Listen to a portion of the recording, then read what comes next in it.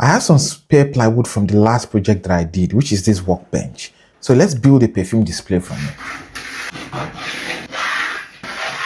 Right, so I'm done marking them, so let's go cut it. Battery dead.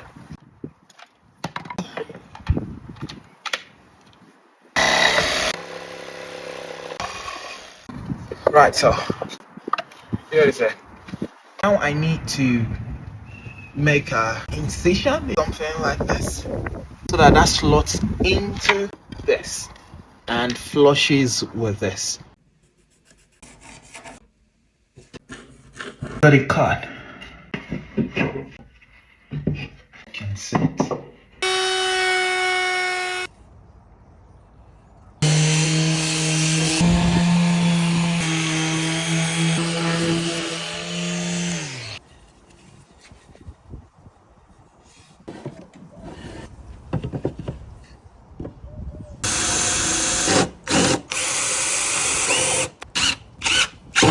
This is done now, so let's stain it.